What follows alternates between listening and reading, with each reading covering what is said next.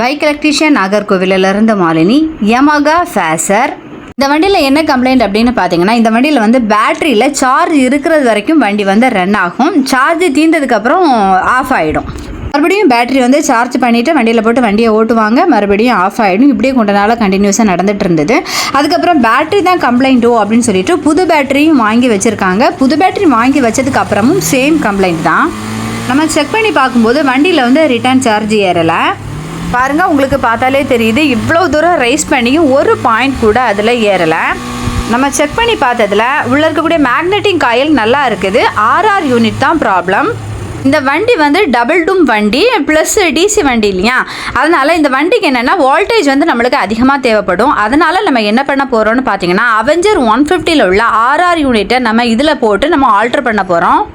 நம்ம இதில் ஆல்ட்ரு பண்ணி நம்ம மாட்டியாச்சு. இதோட ஃபுல் வீடியோ வந்து நம்ம சேனலில் முன்னாடியே போட்டிருக்கோம். தெரியாத மெக்கானிக் சகோதரர்கள் செக் பண்ணி பார்த்துக்குங்க. இந்த மாதிரி நம்ம ஆல்ட்ரு பண்ணி போடும்போது பேட்டரியோட லைஃபும் நல்லாயிருக்கும். சார்ஜிங் கம்ப்ளைண்ட் இல்லாமல் வண்டி கிளியராக இருக்கும். பாருங்கள், நம்ம இப்போ சார்ஜ் நம்ம செக் பண்ணுறோம். சார்ஜ் வந்து கொஞ்சம் நேரத்திலேயே சூப்பராக சார்ஜ் ஏறிடுச்சு. ஏன்னா இது புது பேட்டரி இல்லையா, அதனால். இந்த வீடியோ உங்களுக்கு பிடிச்சினா லைக் பண்ணுங்கள், ஷேர் பண்ணுங்கள், கமெண்ட் பண்ணுங்கள், மறக்காமல் சப்ஸ்கிரைப் பண்ணுங்கள். மீண்டும் அடுத்த வீடியோவில் சந்திக்கிறேன். தேங்க்யூ.